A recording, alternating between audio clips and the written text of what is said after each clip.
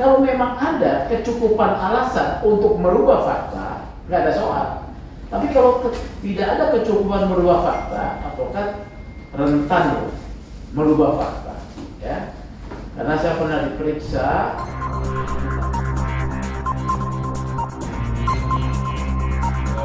Oleh ahli, ya silakan. Baik, Yang Mulia, terima kasih atas kesempatannya. Ya. Kami kenal baik dengan yang hadir yang mengatakan ahli pada saat ini.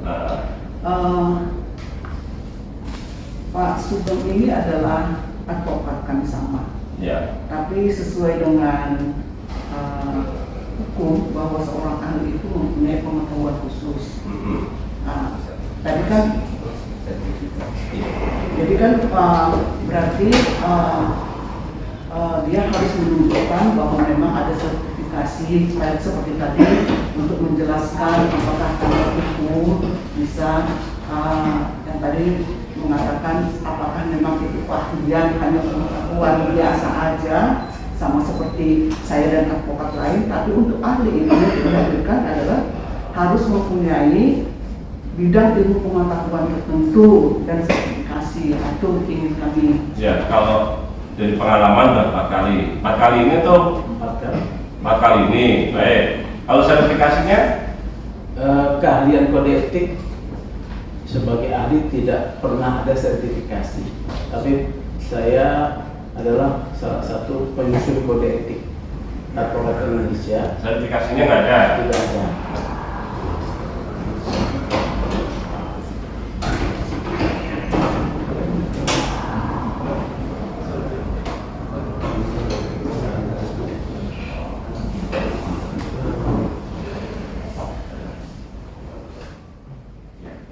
Baik ya, kami udah masalah. Intinya bahwa ada, penelitiannya ada. Terusan memang apa yang disampaikan menurut kami nggak ada masalah karena namanya pendapat belum tentu dipakai oleh kami. Ya, itu ya. Baik, ya. Benar ya. Baik, ya.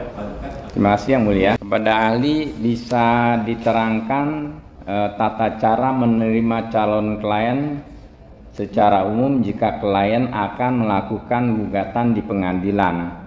Apakah benar paling utama itu landasan hukum dari calon klien? Mohon dijelaskan. Kode etik advokat Indonesia mengatur ya cara bertindak seorang advokat dalam penanganan perkara. Advokat dapat menolak menangani satu perkara karena 2 alasan. 1, dia tidak ahli. 2, bertentangan dengan kode etik dan wajib menolak menangani perkara apabila tidak ada dasar hukum. Nah, kalau dia menerima klien, maka ini salah satu menjadi ukurannya. Dan juga dia harus menanyakan kepada kliennya apakah calon klien ini ya, apakah sudah menunjuk seorang advokat. Apabila dia sudah menunjuk seorang advokat, maka advokat yang didatangi ini tidak boleh memberi nasihat hukum. Dia harus menghentikan ya nasihat hukumnya dan meminta kepada calon kliennya ini untuk menyelesaikan dulu kewajiban-kewajibannya kepada advokat sebelumnya. Ya. Misalnya sudah menunjuk, kalau belum menunjuk, maka dia bebas untuk menerima atau tidak. Yang kedua, bahwa dia menerima kasus tersebut harus sesuai dengan keahliannya. Apakah dia ahli pidana, perdata, atau bidang-bidang tertentu. Apabila dia tidak ahli dalam bidang tersebut, dia berdasarkan ukuran yang wajar, dia harus menolak. Karena penanganan perkaranya pasti akan misleading, tidak baik.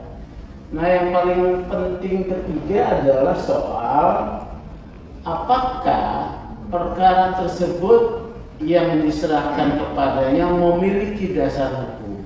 Ya, dasar hukum dalam hal ini adalah kalau pihak-pihak yang berperkara dia harus melihat apakah klien yang datang ini memiliki kepentingan hukum dalam perkara yang sedang dimintakan pendapatnya, ya, kepentingan hukum.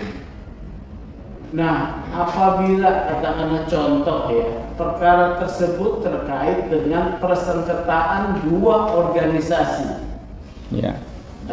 kembar misalnya, ya, maka setidak-tidaknya apabila yang datang ini mengaku sebagai memiliki kepentingan hukum, katakanlah sebagai salah satu pengurus organisasi, maka advokat yang akan menerima ini akan melihat apakah dia anggota dari organisasi yang sedang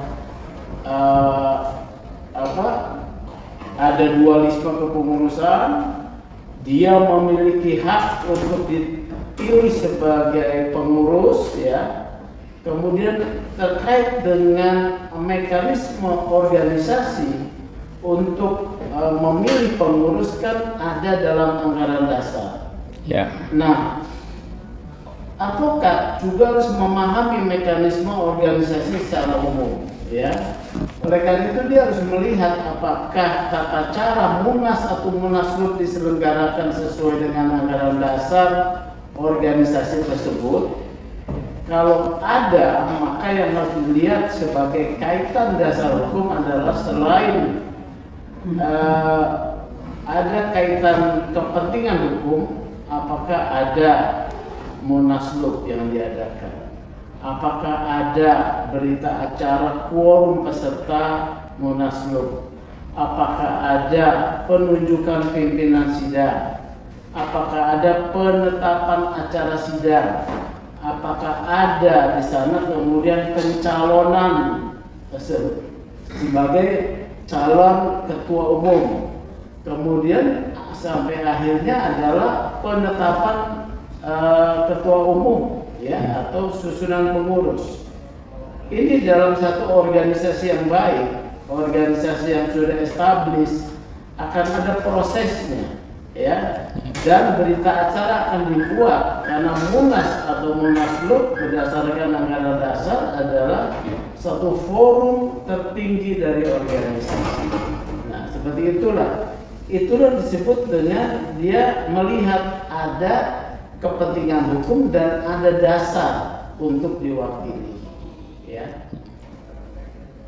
Apakah dibutuhkan juga sampai melihat juga adakah SK Kumhamed seperti itu? Kalau itu kan organisasi itu ketika dalam internal itu tidak menjadi penting, ya. Ini kan urusan internal dulu, ya. Iya.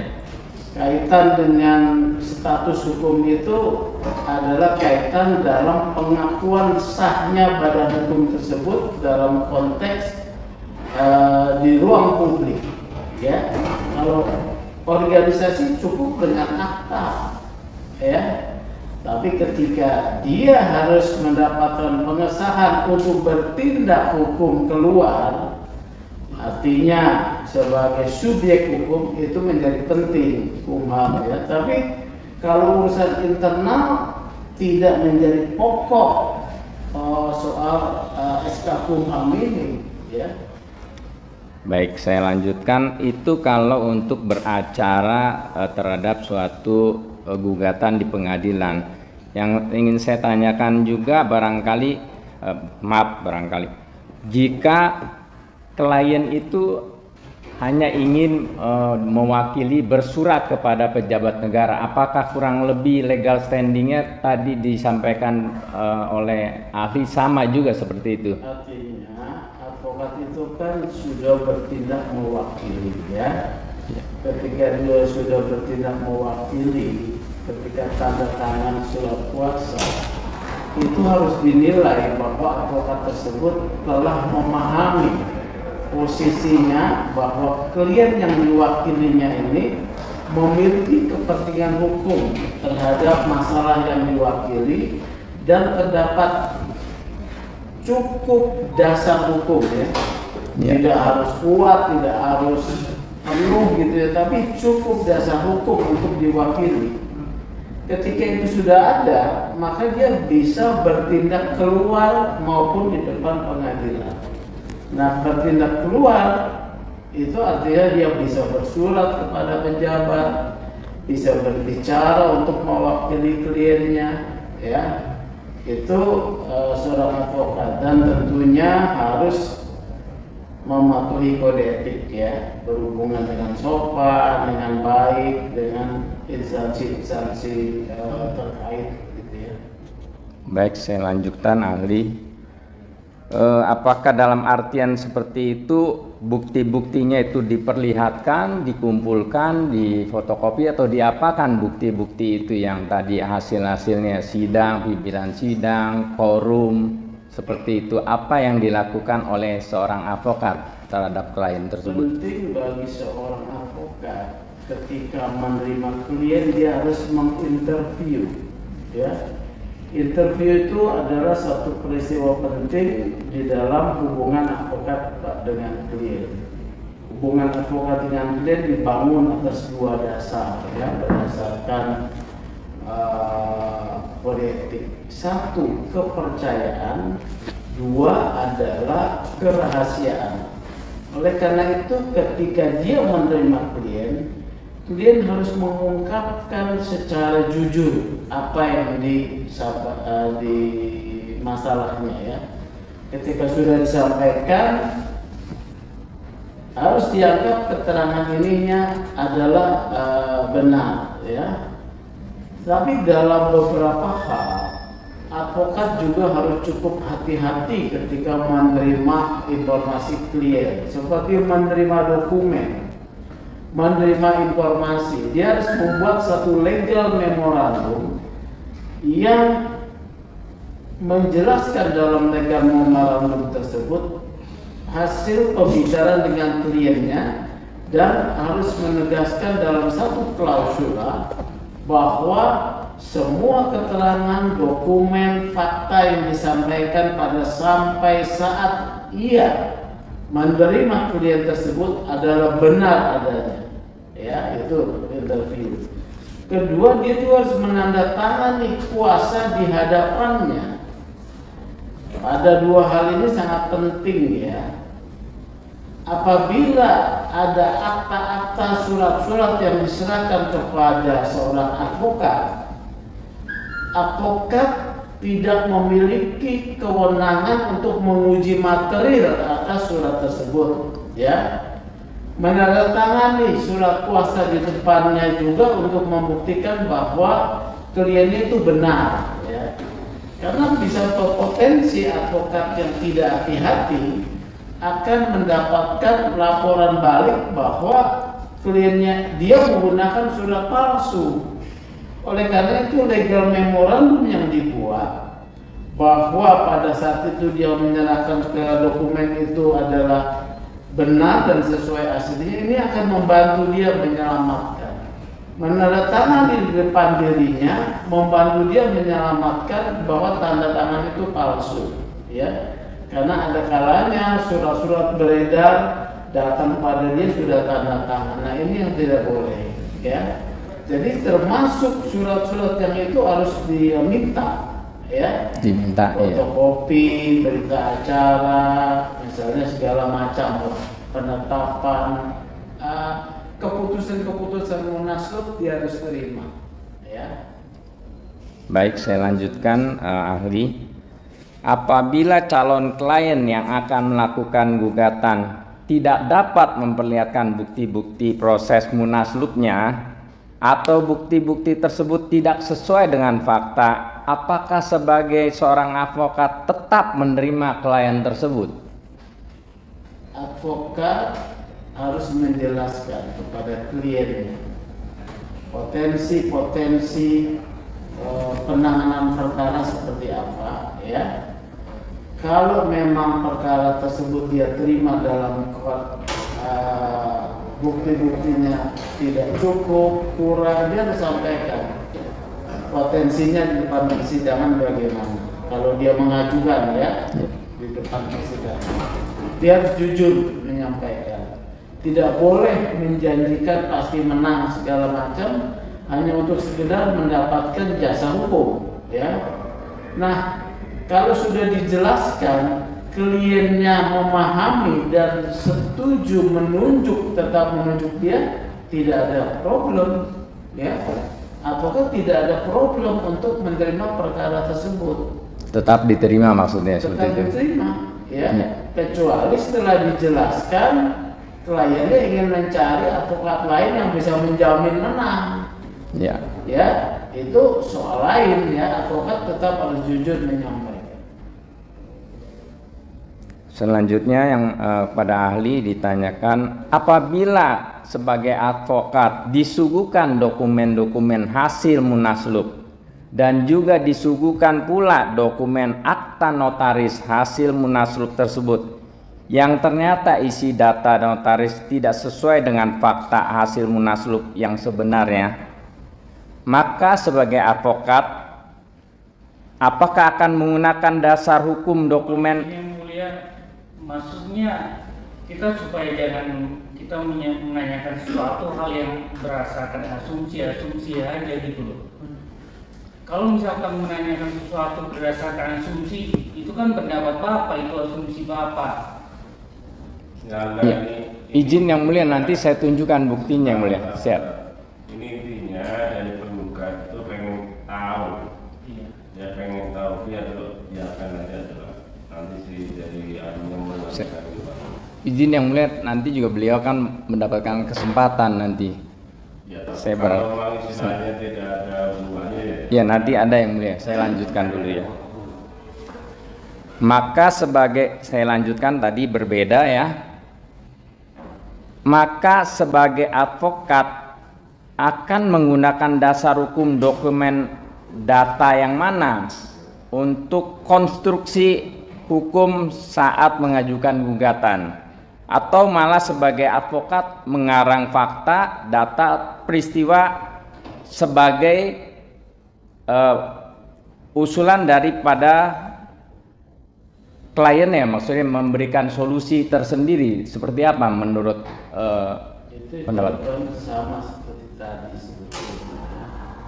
Advokat yang ahli sesuai bidangnya, dia akan menjelaskan kepada kliennya potensi penanganan perkara, ya. Apabila dokumen tersebut ada yang misalnya ya berbeda, advokat tersebut harus jelaskan kepada kliennya bahwa ini bisa potensinya kalah atau menang, ya. Iya. Kalau sudah dijelaskan klien yang tetap maju terus, ya nggak ada soal, ya, tidak ada soal. Dan kewajiban advokat, ingat ya, membela kepentingan kliennya, walaupun ini kliennya ini memberikan data, ya, yang lemah ini, ya, yang di sini lebih kuat. Ketika dijelaskan dia tetap ngotot, ya dia tetap wakili, dan rahasia tentang adanya dokumen lain yang lebih kuat itu menjadi rahasianya dia. Tidak dia boleh buka kepada orang lain. Katakanlah klien ini penjahat, ya. Rahasia penjahat ini ada ditelan oleh dia. Itulah prinsip menjaga kerahasiaan klien, ya. Nah, terkait dengan soal bagaimana merumuskan tindakan, itu masing-masing advokat hanya diikat oleh hal begini, ya. Secara umum, advokat tidak boleh merubah fakta. Tidak boleh ya merubah fakta. Tidak merubah fakta, ya. Advokat tidak boleh merekayasa bukti, ya. Ini fakta karena sudah peristiwa yang terjadi, peristiwa hukum atau peristiwa sosial apapun, tidak boleh dia rubah. Yang dia bisa lakukan adalah membuat satu dalil ataupun argumentasi hukum untuk memperkuat, ya. Jadi itu. Kalau faktanya berbeda, dia rubah.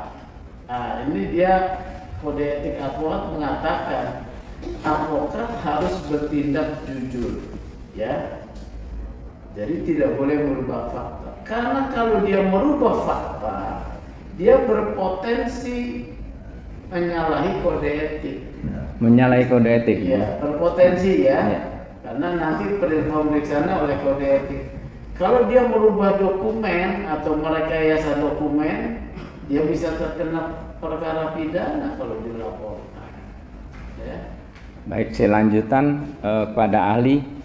Apabila advokat yang sama sedang menangani perkara dengan kelompok klien yang sama dengan peristiwa yang sama di dua pengadilan berbeda, akan tetapi dalam menuliskan fakta, data serta peristiwa hasil munaslup yang sama, namun nama ketua umum, nama sekjen, nama bendahara terpilih itu seluruhnya berbeda. Dan juga setelah cek dengan fakta yang terjadi yang dibuat oleh kedua pihak advokat tersebut ternyata tidak sesuai dua-duanya dengan peristiwa. Mohon izin yang mulia, boleh saya perlihatkan itu dibandingkan nanti disampaikan. Tadi saya ulangin yang mulia.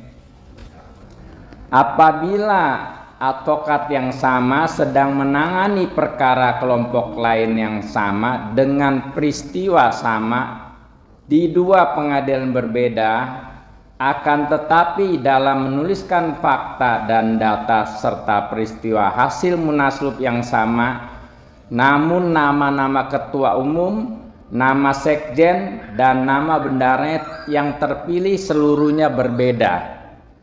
Dan juga setelah dilihat jejak digitalnya, kedua-duanya juga tidak sama peristiwanya. Jadi izin. Mungkin begini ya, saya nggak tahu. Mungkin apakah maksudnya ada satu peristiwa, katakanlah peristiwa momen organisasi, gitu ya? Iya. Ada munaslup. Iya. Ternyata hasil munaslup, ada munaslup, ternyata ketika ditampilkan ini berbeda, begitu maksudnya? Betul sekali. Oh, yaitu kembali kepada advokat tersebut, ya satu ya, kembali pada advokat tersebut. Tapi advokat itu ada kewajiban bertindak jujur, cermat, cermat ya. Karena kalau dia tidak cermat, bisa dibuktikan oleh pihak lain bahwa ada tindakannya yang lalai atau tidak cermat, dia kredibilitasnya akan dipertanyakan di komunitas profesi, ya di komunitas profesi. Jadi gitu, kredibilitasnya dipertanyakan di komunitas profesi karena yang namanya profesional itu punya standar atau average ya, average berdasarkan pendidikan khusus. Setidak-tidaknya dia S1 hukum, kemudian pendidikan continuing legal edukasi atau pengalaman-pengalaman lain. Oleh karena itu dia perlu bertindak cermat, ya. Dan dia independen, tidak boleh bahwa kliennya itu mengalahkan dia. Klien itu menjadi majikan dia, nggak bisa, ya. Kalau dia disuruh meminta menjelaskan fakta yang berbeda tentang satu peristiwa, gitu ya, dan dia tahu peristiwa ini berbeda dengan fakta yang dirumuskan kliennya, dia harus mengingatkan dan menolak. Saya nggak tahu nih peristiwa seperti apa ya. Mengingatkan dan menolak. Mengapa? Karena dia bisa berpotensi membuat surat palsu kalau dia membuat dokumen tersebut tidak sesuai fakta, berpotensi ya, ya berpotensi ya. Jadi begitu. Oleh karena itu penting. Tetapi kalau dia merumuskan tersebut ada dasarnya ya, ada perubahan susunan pengurus, nggak ada soal, walaupun berbeda. Ya. Itu menjadi urusan organisasi mereka. Misalnya nih ya, kalau yang saya dengar ya, ini sudah kepilih si ABC, sudah kepilih ABC, si A mundur, ya mundur dalam prosesnya, ada penggantian, ya nggak apa-apa dia tampilkan, nggak apa, karena ada prosesnya, dokumen penggantian, susunan pengurus baru, dia bukan mengarang fakta, tapi informasi dari kliennya. Nah, bagaimana penilaiannya? Yaitu penilaian kepada yang berwenang. Kalau itu buat perkara pengadilan, majelis hakim yang menilai. Kalau itu menjadi perkara pidana, penyidik yang akan menilai, ya, kemudian pemeriksaan dalam proses. Nggak ada soal nih, gitu ya. Kalau itu maksudnya, Ya, mungkin saya pertegas pertanyaannya. Di tanggal yang sama, peristiwa yang sama, munaslup, tapi akan ada terjadi 3 versi seperti itu, berbeda-beda. Jadi kuliah kan kehadiran ahli itu kan harus independen, tidak bisa masuk terlalu jauh dalam perkara. Jangan masuk terlalu jauh karena dia menilai jangan perkaranya langsung, ya, mengalihkan dengan intinya ini yang mulia maksud. Nanti jadi saksi fakta. jangan fakta lah, saya tanyakan Jangan faktanya. aliannya. Ya ini ahli. Ya, artinya tadi saya tanya yang mulia maksudnya kan ada sebuah peristiwa. Udah paham ya? Artinya kan tadi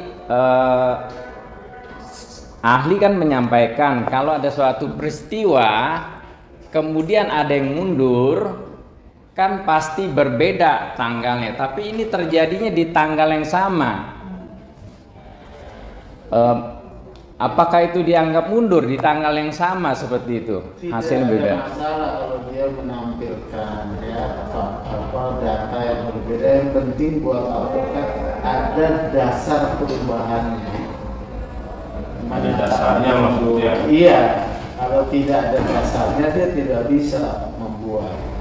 Tapi kalau dia mengklaim itu tetap sebagai hasil munaslup, ya kembali pada organisasi itu benar atau tidak. Gitu. Satu lagi, mungkin juga apakah itu tadi kan berarti tanggalnya berbeda kan? Bisa dipahamin nggak saksi? Sebetulnya ini kan ke ahli, jangan Iya. mungkin. Iya, iya. Kan ini Tadi. bukan pendapat. Ya, bukan fakta. saya kebiasaan ngomong mungkin yang mulia. Jadi saya koreksi, jadi artinya pada saat terjadinya perubahan kan artinya mundur. Ini pemahaman bukan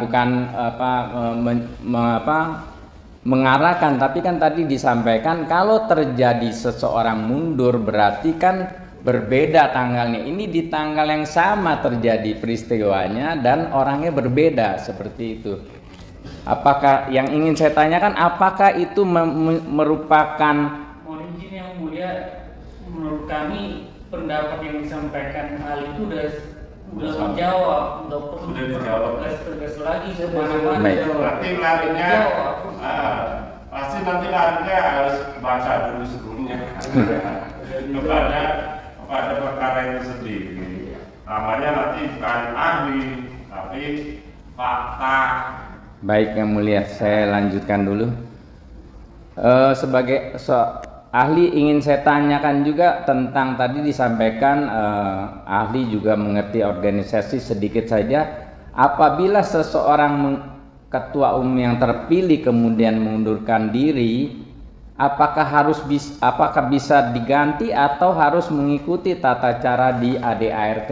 Sepengetahuan ahli seperti apa? Organisasi yang baik harus taat pada ADART ya.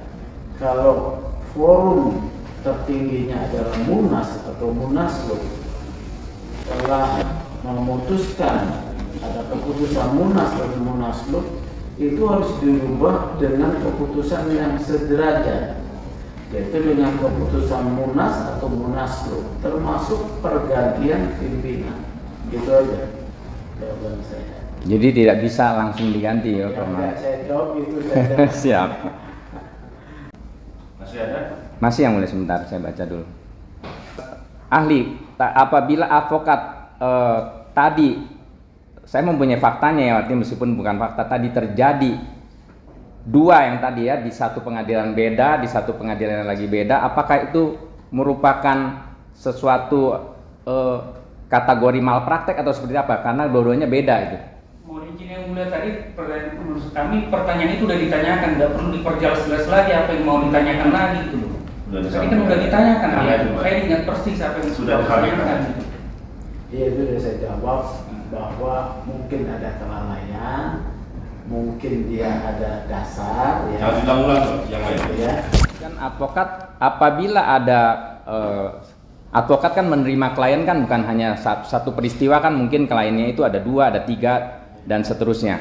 Yang ingin saya tanyakan tadi disampaikan oleh ahli bahwa mereka harus berjumpa. Apakah seluruhnya berjumpa atau cukup satu?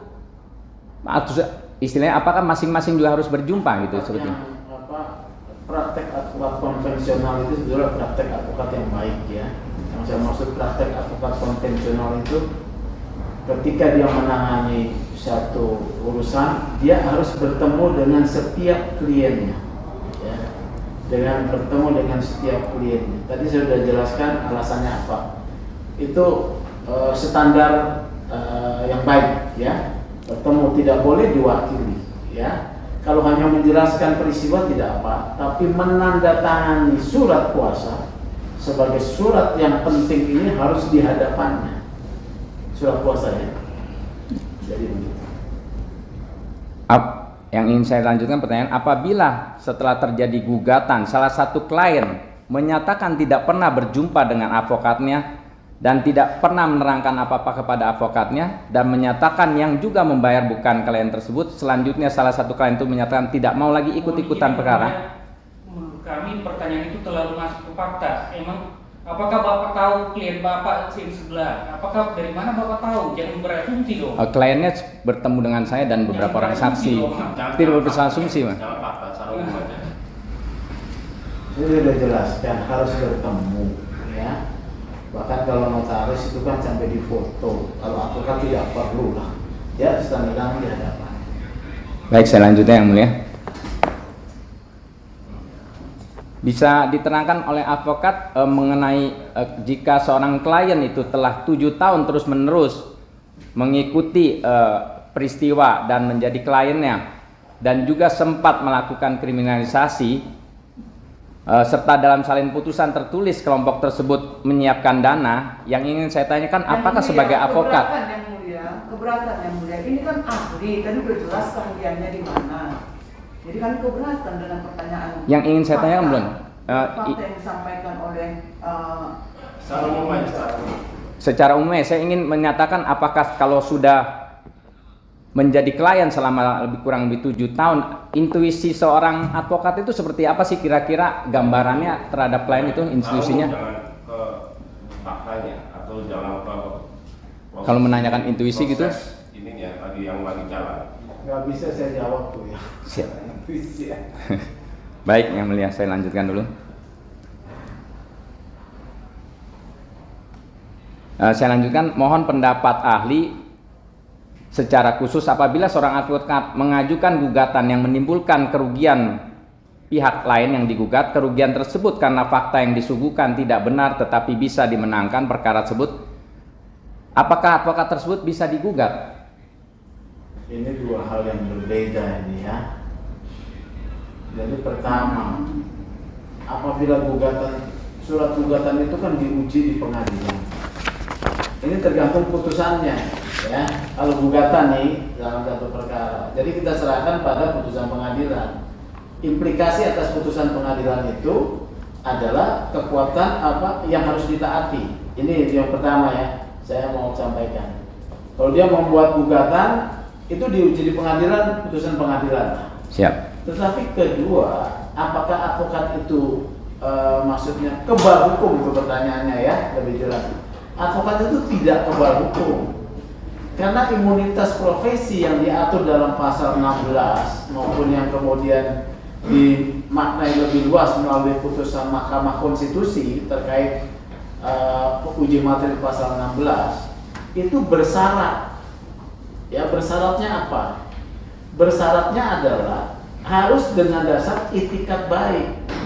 Pemaknaan itikat baik itu dirujuk pada pasal 2 Kode Etik Advokat dan pasal 14 serta pasal 15 Undang-Undang Nomor 18 tahun 2003, ya. Pemaknaan itikat baik, ya. Jadi bersyarat. Nah, pemaknaan itikat baik itu dalam pasal 2 Kode Etik Advokat dan pasal 14 serta 15 itu mensyaratkan ketaatan pada norma perundang-undangan dan norma kode etik. Ini ya. Jadi advokat tidak kebal hukum ketika dia bertindak di dalam profesinya tidak mentaati peraturan perundang-undangan maupun kode etik. Misalnya nih, advokat terlibat mengeksekusi sendiri tanah perkara, itu tidak boleh. Ya, advokat hanya bekerja berdasarkan ketentuan hukum. Advokat kemudian narik mobil, nggak boleh.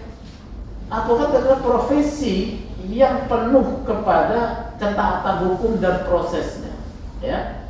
Jadi ya dimaknai sendirilah. Apakah ada pelanggaran norma? Nah, kemudian norma kode etik, ya. Norma kode etiknya apakah dilanggar di dalam bertindak, gitu ya? Kalau dia, misalnya, saya pernah menjadi ahli pidana, ditanya, ini tindakan advokat atau tindakan pribadi? Kalau pribadi, dia kena bisa pidana, gitu. Walaupun dalam menjalankan tugasnya. Jadi gitu. Jadi penegasannya kalau di pasal 16 Undang-Undang Advokat tertulis advokat tidak dapat dituntut baik secara perdata maupun pidana dalam menjalankan tugas profesi dan dengan itikat baik dan kepentingan pembelaan klien dalam persidangan, berarti tidak bersifat mutlak seperti itu. Iya, ya. Buktinya bisa digugat. Siap. Kepentingan majelis hakim untuk menilai. Baik, saya lanjutkan. Tentang etika ini, apakah dapat diberikan pendapat terkait apabila seseorang telah mengirimkan surat hingga 8 kali, bahkan juga sudah hadir tapi 3 kali tapi tidak pernah dijawab, advokat yang baik sebetulnya apakah terikat juga kode etik seperti itu, ataukah memang harus berapa kali mengirim surat baru dijawab seperti itu? Satu, ya tidak ada ketentuan harus menjawab berapa kali, ya. Tapi dalam kode etik disampaikan, ya, advokat wajib bersikap sopan, ya, menghormati pihak-pihak lain, ya. Karena apa? Pada status seorang advokat dengan segala kewenangan yang diberikan kepadanya ada tanggung jawab moral, yaitu menumbuhkan yang namanya kepercayaan publik. Ingat ini, ya, menumbuhkan kepercayaan publik. Oleh karena itu tindakan seorang advokat, ya, bukan semata-mata dia itu untuk kepentingan cari duit, mengurus kepentingan kliennya. Ada kepentingan yang disebut obligasi kepada publik, menumbuhkan kepercayaan. Maka kode etik itu ada. Nah, kalau sudah disuratin 8 kali tidak menjawab, ya itu timbul ketidakpercayaan, ya. Jadi seperti itu. Kalau yang baik tuh dia harus jawab. Setuju tidak setuju itu soal lain, ya. Setuju tidak setuju itu soal lain. Dia harus jawab. Apakah ada di dalam kode etik seperti itu secara khusus? Itu di dalam cara bertindak menangani perkara, ya. Dan juga hubungan advokat dengan teman sejawat, ya. Itu diatur sedemikian rupa tentang cara bertindak bersopan, ya. Nah, itu harus dimaknai. Di dalamnya ada makna itu, tanggung jawab kepada publik, kepercayaan pada publik, ya, itu dimaknai di sana. Baik. Yang terakhir mungkin Saudara ahli, dalam Perma nomor 1 tahun 2019 tentang administrasi perkara dan persidangan di pengadilan secara elektronik, pada pasal 22 di poin nomor 1 tertuliskan, persidangan secara elektronik dengan cara penyampaian gugatan, jawaban, replik, duplik, dan kesimpulan dilakukan dengan prosedur A. Para pihak wajib menyampaikan dokumen elektronik paling lambat pada hari dan jam sidang sesuai dengan jadwal yang ditetapkan. Kemudian pada poin 4 tertuliskan, para pihak tidak menyampaikan dokumen elektronik sesuai dengan jadwal dan acara persidangan tanpa alasan sah berdasarkan penilaian hakim atau hakim ketua dianggap tidak menggunakan hak. Yang ingin saya tanyakan, apabila pada saat disampaikannya memasukkan elektronik tapi salah menyampaikan elektronik, apakah hal tersebut dapat dikategorikan kelalaian atau seperti apa menurut Jadi Anda? yang mulia, kayaknya untuk hal yang teknis persidangan kan itu udah disampaikan pada saat persidangan, nggak perlu diuji lagi kan, itu udah menjadi Saya ingin bertanya, keputusan kalau- majelis hakim gitu loh. Biar hakim yang Pada saat kalau itu kan udah menjadi keputusan majelis hakim, yang mulai majelis hakim, jadi nggak perlu diuji lagi apa yang diputuskan oleh majelis hakim. saya rasa diserahkan ke hakim, kalau hakim bilang tidak ya saya tidak atau Jadi tidak. ini sebenarnya bukan KAM ini. Udah penyiapkan ya. Siap Yang Mulia. Mungkin sementara itu cukup Yang Mulia. Ayo, ada juga ada. Terima kasih Yang Mulia. Jangan undang-undang ya. Ya, baik. Terima kasih ahli rekan sejawat. Baik, saudara ahli, saya tadi ada beberapa yang sudah disampaikan, saya sangat sependapat bahwa seorang advokat itu harus mempunyai satu etika, mempunyai sopan santun, dan juga harus pegang kepercayaan yang diberikan oleh klien. Ahli hadir di sini adalah sebagai advokat dan juga tadi mengenai kode etik. Kami ingin menanyakan, apakah berarti sebagai dasar daripada ahli adalah undang-undang advokat? Benar? Sebagai dasar ahli. Iya, maksudnya keahlian saudara berarti berpedoman kepada undang-undang advokat. Kalau keahlian saya kan didapat dari pengalaman, ya, terlibat dalam proses penyusunan kode etik sampai disahkan pada tanggal 23 Mei 2002, ya, terlibat di dalam bersama-sama dengan Pak Oto juga, ya, dalam pembicaraan pembentukan undang-undang, kemudian 10 tahun sebagai Dewan Kehormatan Pusat yang memeriksa dan mengadili dugaan pelanggaran kode etik, dan pengalaman sebagai pimpinan organisasi sejak 97 organisasi advokat, maksudnya sampai hari ini. Ya itu saja.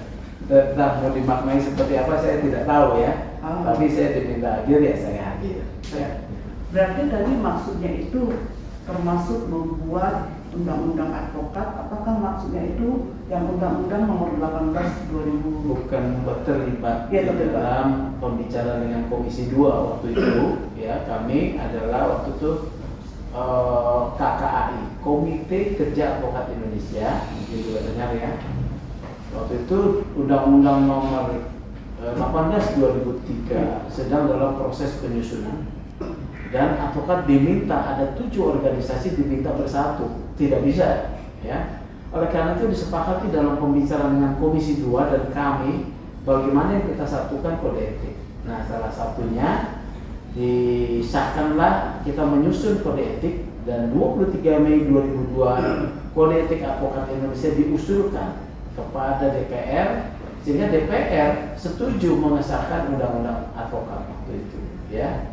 Jadi undang-undang advokat disahkan karena kita sepakat satu kode etik, 7 organisasi, ya. Ditambah lagi muncul satu organisasi belakangan namanya Asosiasi Pengacara Syariah Indonesia. 8 organisasi kemudian dinyatakan di dalam, kalau tidak salah, pasal 33 atau 34, ya, bahwa kode etik advokat Indonesia yang disusun oleh 8 organisasi menjadi satu kesatuan yang mutatis mutandis dengan undang-undang advokat ini.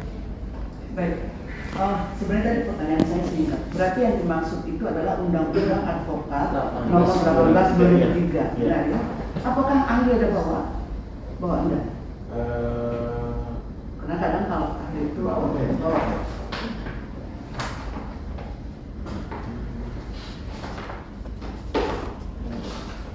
Apa yang mau tanyakan? Apa ya? Oh, enggak apa-apa. Apa ya? Enggak Baik. apa-apa. Tadi kan ahli ada menjelaskan, mensyaratkan untuk penerimaan klien itu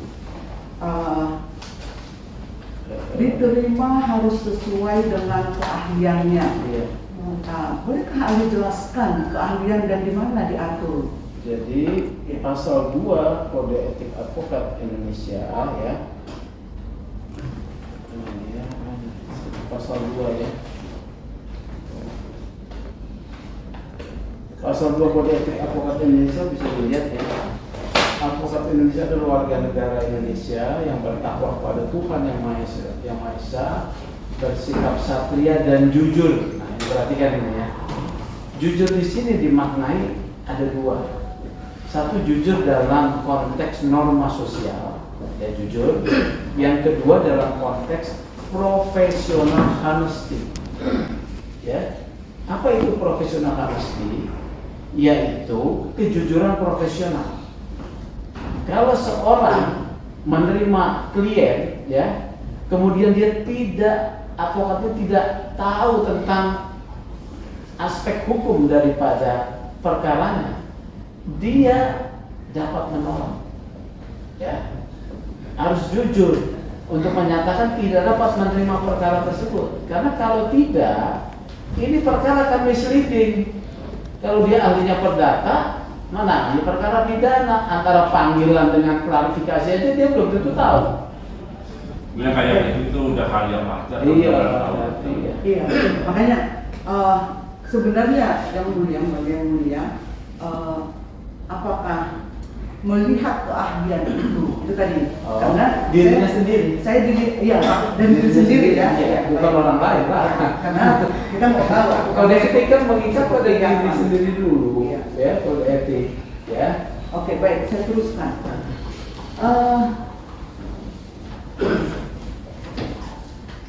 Sesuai dengan keahlian ahli, kalau ada satu kepengurusan dalam organisasi, kemudian ada di sana Pengalaman, kalau ini pengalaman bukan Anggaran. ya, pengalaman ya. bukan keahlian. Kalau ada di organisasi itu kan ada anggaran dasar. Iya. Nah, kemudian ada juga pengurus-pengurus termasuk dewan kehormatannya dan segala sesuatu. Kalau dikatakan bahwa satu kepengurusan karena alasan tertentu tidak menjalankan tugas dibukukan, setelah dibukukan ada larangan, tidak boleh menjalankan organisasi, tidak boleh melaksanakan rapat dan lain-lain sebagainya. Kalau ada hal seperti itu, apa pendapat Anda? Apakah kepengurusan ini masih bisa? Jadi yang disebut organisasi, ya, di luar organisasi negara tentunya ya, organisasi masyarakat, apakah itu ormas, organisasi perhimpunan, itu keputusan tertinggi itu ada pada Munas, ya, keputusan tertinggi ya. Nah, saya tidak tahu apa yang dimaksudkan dilarang gitu ya. Nah, kalau keputusan tertinggi salah satunya terbentuknya susunan pengurus ini kan menjalankan keputusan-keputusan Munas, begitu ya. Nah, siapa yang berhak melarang atau membekukan? Hanya Munas, ya, hanya Munas. Atau ketika mereka tidak bisa menjalankan, diadakan Munaslup. Ini ya, kalau tidak Munas, maka Munaslup. Karena ada mekanisme Munas yang bisa diadakan tidak sesuai jadwal itu Munaslup, ya. Munaslup diusulkan. Ada tata caranya tentunya. Kalau ini organisasi yang berbasis kepada anggota, kemudian memiliki struktur sampai daerah, ada mekanismenya diusulkan oleh daerah kepada Dewan Pimpinan Pusat. Pertanyaannya tadi kan, apakah Kalau satu anggaran dasar kan itu diputuskan oleh Munas bersama. Kemudian di dalam anggaran dasar tersebut telah juga diaturkan bahwa katakanlah DPP atau DPA itu dapat membukukan ya kepengurusan yang tidak menjalankan tugasnya, sehingga melalui DPA akan dibentuklah partai. Itu bunyi daripada kurang lebih.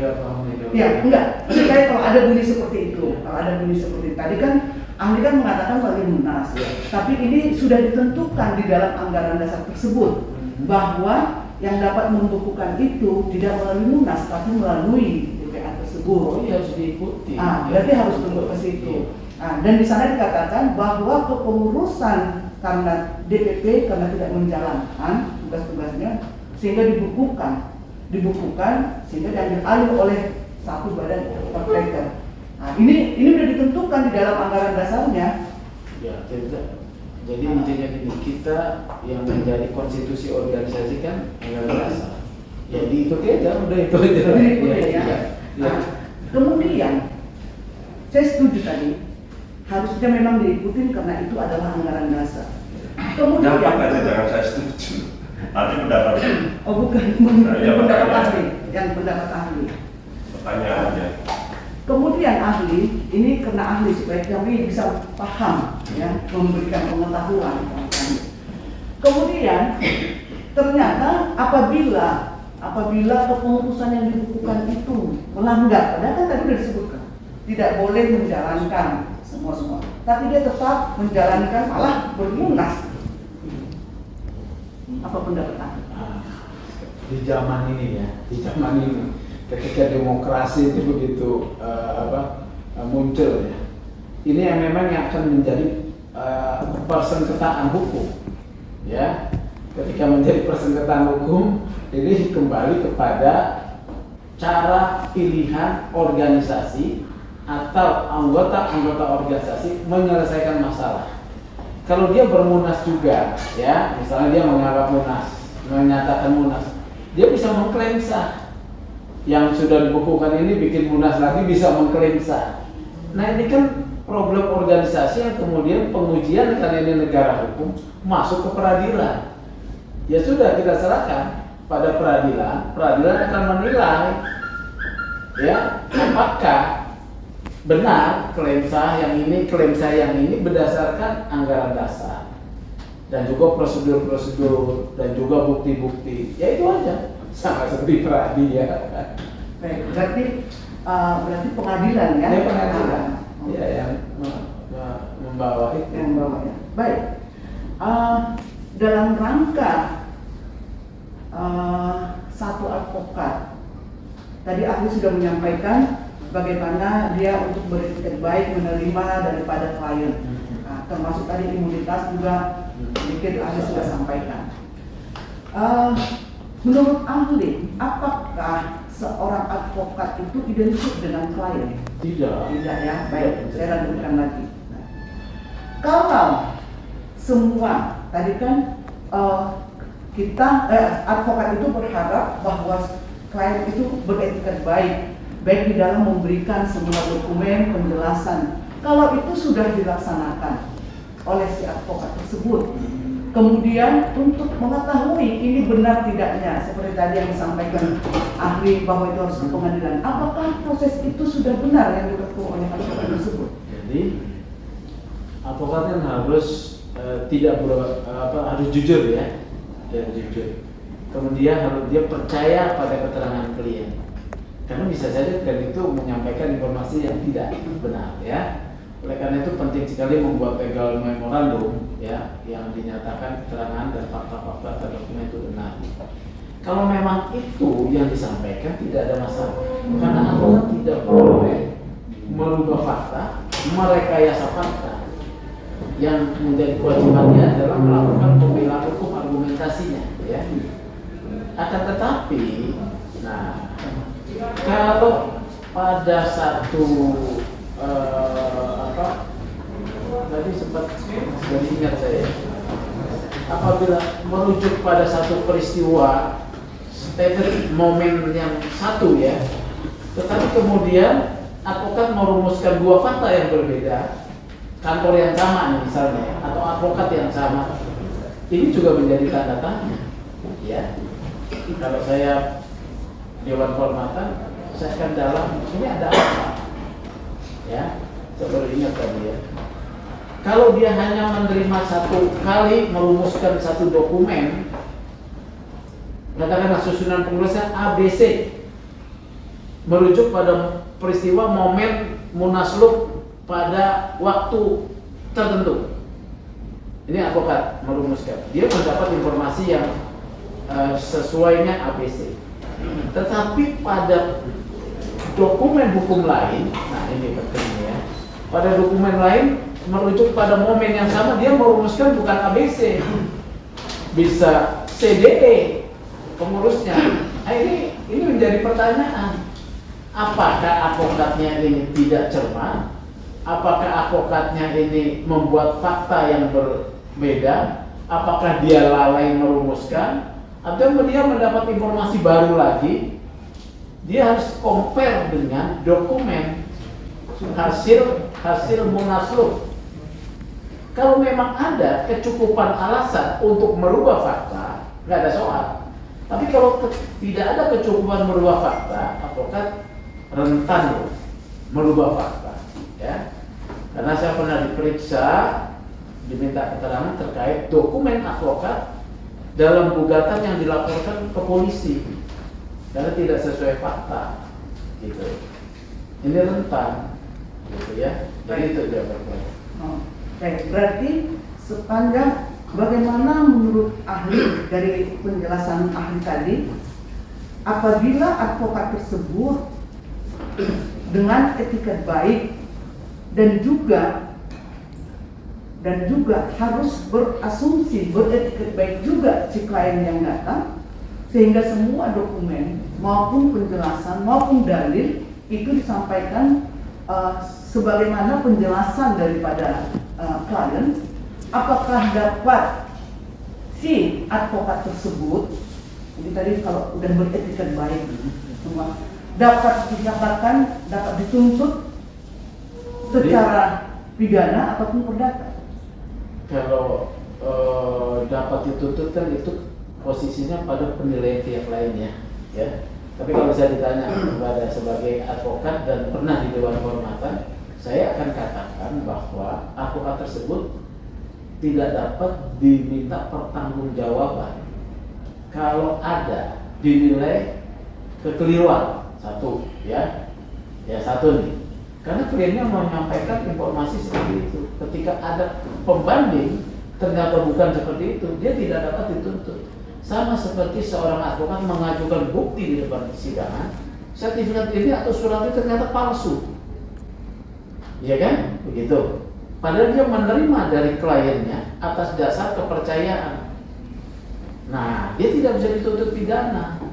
Oleh karena itu penting sekali, ya, dalam satu pertemuan dengan klien bertemu langsung, mendengar, kalau perlu merekam, ya, kemudian membuat legal memorandum. Dokumen-dokumen yang diterima ABC ini baik fotokopi maupun aslinya maupun keterangan-keterangan yang diterima oleh advokat pada tanggal ini tidak berubah sampai saat dibuatnya legal memorandum ini dan benar.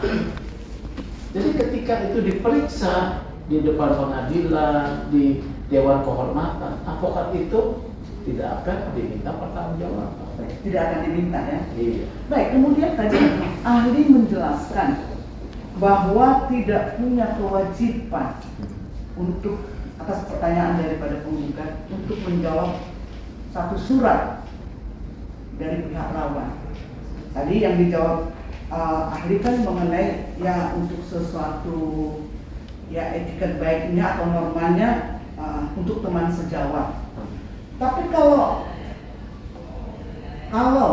surat tersebut adalah isinya untuk suatu perkara yang sedang berjalan dan orang lawan, bagaimana pendapat Anda?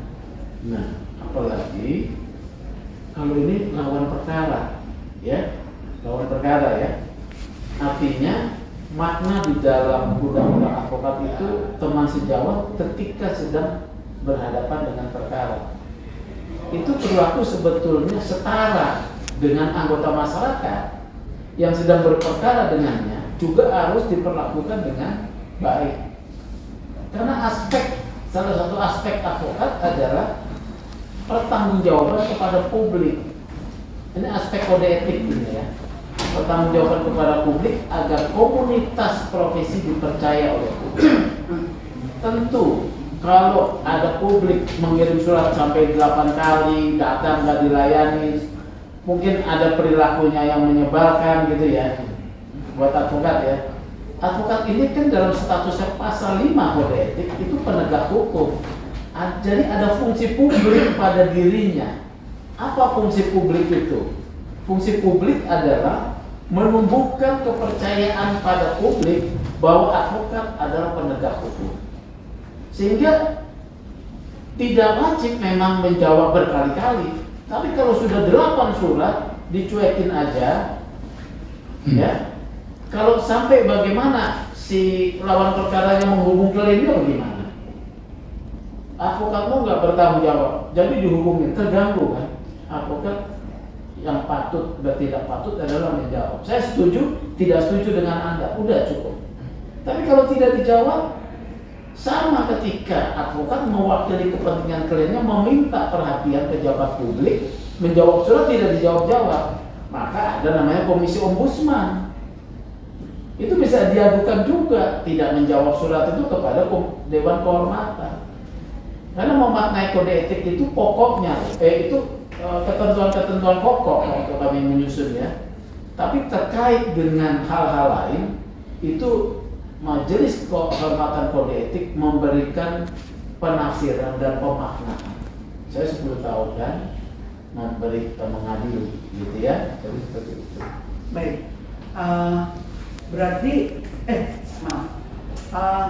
pendapat ahli tadi itu mengatakan yang pertama tadi itu tidak wajib, yang kemudian selaku patut menjawab, patut menjawab, ya. Tidak wajib, tapi tidak patut wajib. menjawab. Ya. Tidak wajib.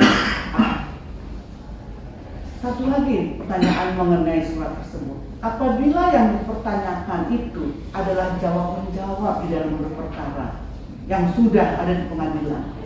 Oh, gitu. Iya.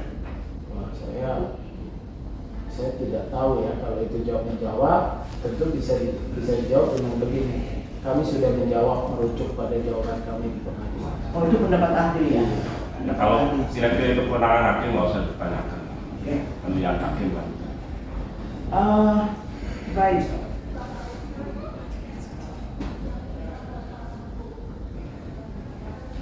Cukup. Sementara cukup dulu ya, Mulia. Ya. Dari saya cukup yang mulia karena udah perwakilan. Udah cukup. Ada 2 yang mulia. Dua Ya, lagi. ya 2 aja yang mulia. Ulang ya. Enggak yang mulia. Tadi saya mendengar belum mencatat, bahkan 2 kali pada saat saya bertanya dijawab oleh ahli dan juga barusan ditanya menjawab. Tadi yang menarik, ahli menyampaikan kalau ada kesalahan seperti apa ya, maksudnya bisa dilaporkan polisi. Kata-katanya seperti apa penjelasannya, bisa dilaporkan polisi kalau terjadi seperti apa? Ini prinsipnya bahwa imunitas advokat itu bersyarat, ya, bersyarat ini tidak mutlak, bersyarat pada merujuk pada pasal 2 Kode Etik Advokat, pasal 14 dan pasal 15 Undang-Undang 18 tahun 2003 tentang advokat, yaitu apa? Tindakan advokat tersebut harus taat pada norma perundang-undangan dan norma kode etik. Apabila melanggar, ya tidak berlaku imunitas kepadanya, bisa dilaporkan. Dalam undang-undang juga dikatakan pelanggaran kode etik tidak menghapus pidana. Tidak disebutkan kalau bagaimana dengan gugatan perdata. Ya bisa ditafsirkan, karena ini bersyarat bisa saja digugat, tapi kan pembuktiannya kepada majelis, ya. Tadi sempat juga ahli menyampaikan itu bisa saya lupa mencatat, tapi ahli menyampaikan itu bisa dikategorikan sebagai surat palsu sehingga bisa dilaporkan polisi. Bagaimana kata-katanya seperti itu? Begini ya, jadi gini, advokat ketika menerima dokumen ini ya, dia harus memastikan dokumen itu benar. Jadi dia membuat legal memorandum. Jadi ketika dia membuat legal memorandum bahwa dokumen keterangan fakta data yang diterima pada hari ini adalah keadaannya tidak berubah dengan seperti yang disampaikan, adalah benar adanya, maka ketika dia mau mengajukan ke persidangan ternyata bukti itu palsu nih, atau dia menggunakan pengajuan dia gunakan di luar pengadilan, ini bukti ini diterima palsu, dilaporkan polisi, dia tidak bisa dipidana. Ini sepanjang dari kliennya yang memberikan. iya, gitu. kalau dia yang merekayasa surat palsu, tangkap aja tuh advokat, gitu ya, karena mencemarkan nama itu. Baik, tadi disampaikan bahwa mengenai tadi disampaikan oleh penggugat tergugat tentang mengikuti ya aturan tadi pembekuan dan sebagainya kan mengikuti ADART. Apakah juga melakukan penyelenggaraan munaslup itu juga harus mengikuti tata cara di ADART itu sedikit ya? ADART konstitusi dari Baik. organisasi lah. Baik, ya. Cukup yang mulia itu. Cukup ya. Yang mulia, satu aja mau ada yang berikan. Pada ahli mengenai etiket baik tadi, siapa yang menentukan seorang advokat itu beretiket baik atau tidak? Ahli. Ahli. Jadi begini maksud saya. Dewan Kehormatan. Kalau diajukan di Dewan Kehormatan Kode Etik, ya. Di Dewan Kehormatan organisasi tersebut. Organisasi ya. Kalau proses pidananya nanti biasanya dipinta ahli. Oh, gitu ya. bukan. Di dalam satu organisasi. Oh iya, Dewan Dewan Kehormatan. Kehormatan. Iya. Sudah cukup ya? Cukup ya. Dalam kesimpulan nanti sampaikan. Siap yang mulia. Terima kasih ahli telah memberikan pendapatnya kali ini. Ya, kembalikan. Baik, jadi dari penggugat sudah cukup. Cukup yang mulia. Cukup dari penggugat ya, mengajukan saksi, fakta atau ahli. Hendra, Fakta dan ahli. Baik, penutupan ya. bilang saya masih mau ketemu Pak. Fakta Ahli nanti mau ngobrol nggak? Mau wawancara sedikit nanti ahli. Bisa dulu. Usahakan dulu. Oh, baik. Ya. Baik. Ini Bu ya. Baik, jadi nanti beralih kepada penggugat untuk mengajukan saksi Siap yang atau ahli. Ya. baik.